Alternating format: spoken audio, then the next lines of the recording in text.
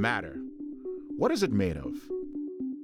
Until fairly recently, we thought it was just atoms, the indivisible particles that, combined together, create all the known things in the universe. It wasn't until the early 20th century that we finally realized that there were things even smaller than the atoms, particles called electrons that circle around a tiny core we named the nucleus. Yet for a very long time, the precise structure of the nucleus remained a mystery. That is, until somebody decided to peek in. This is the story of a CUNY graduate who became a Nobel Laureate and is pioneering studies of electron scattering in atomic nuclei.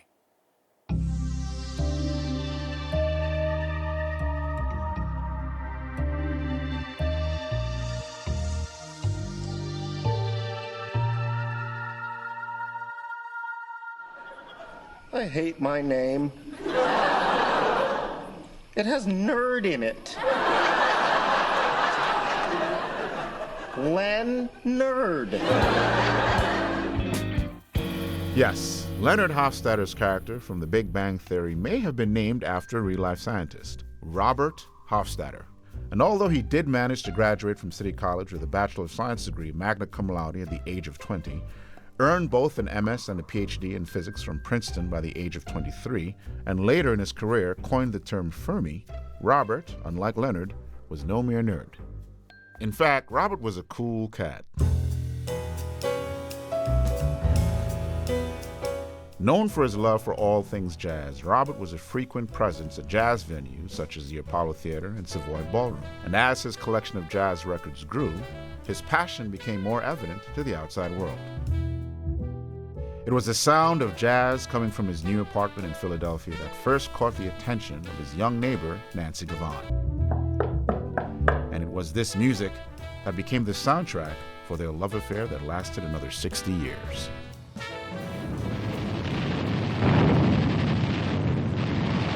Yet, it wasn't the sound of jazz that prompted Robert to focus his interest on nuclear physics. During World War II, Robert worked at the National Bureau of Standards in Washington, D.C., on the proximity fuse for bomb activation. But it was the activation of another bomb that changed the physics of his world forever.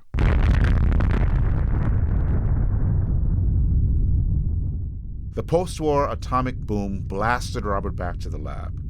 The initial shell shock the scientific community went through after the bombings of Hiroshima and Nagasaki was followed by a cautious optimism about the potential benefits this kind of power, if used for good, could bring to the world. Back at Princeton, Robert started his pioneering work on gamma-ray detection. His research resulted in the discovery that sodium iodide, activated by thallium, made an excellent radiation detection method. Using the crystals from this material, he developed a highly efficient scintillation counter, a device capable of detecting even the smallest amounts of radiation. In addition to gamma-ray radiation, the crystals could also be used to detect a wide range of high-energy particles. In 1948, Robert patented his discovery, and soon after was offered a position at Stanford, where he continued his work on crystal conduction counters, developing new detectors for neutrons and X-rays. But it was his work on electron scattering that changed the face of science forever.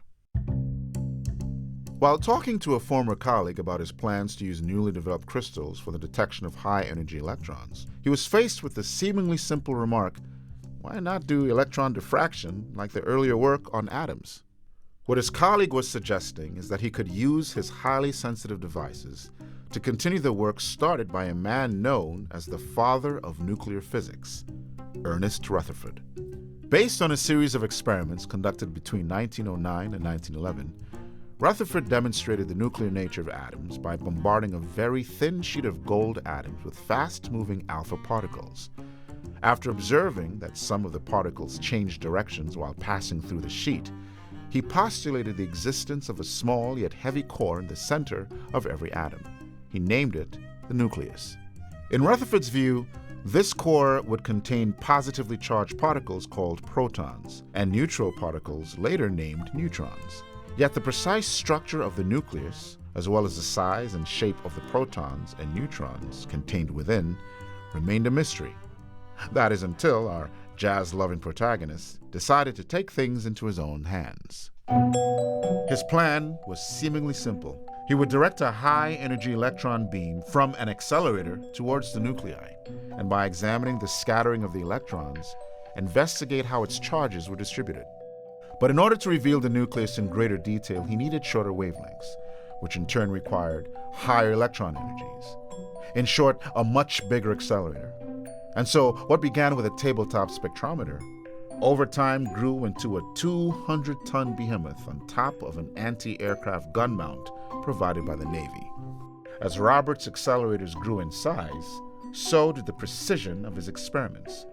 Over time, his electron scattering techniques became so sophisticated that he was finally able to provide the first accurate model of the atomic nucleus, as well as the exact size of its protons and neutrons.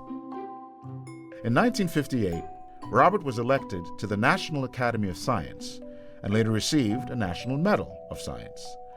Throughout his career, he worked for the U.S. government in a variety of roles, one of them being his involvement in the famous Screwdriver Report, in which he used his knowledge of radiation detection techniques to prevent possible smuggling of nuclear weapons.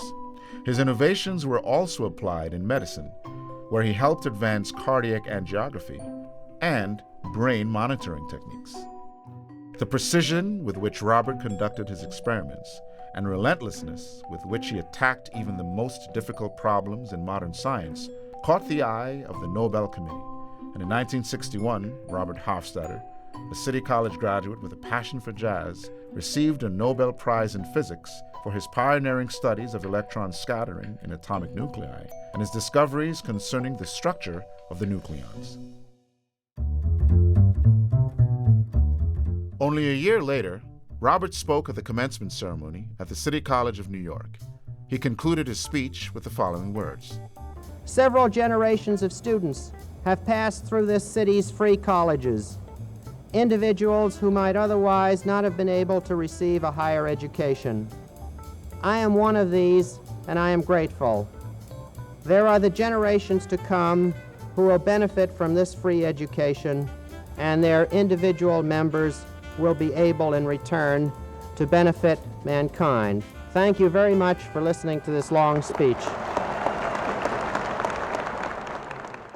Near the end of his career, Robert Hofstadter turned his focus to the final frontier, outer space. In collaboration with NASA, he devised a plan to send one of his scintillator counters into orbit and create a detailed map of gamma-ray sources in the universe. And although he never lived to see it launch, the Energetic Gamma Radiation Experiment Telescope, or EGRET, turned out to be a major success. From EGRET's finds, scientists have affirmed many long-standing theories about the energy waves in space. Surprisingly enough, they sounded very much like jazz.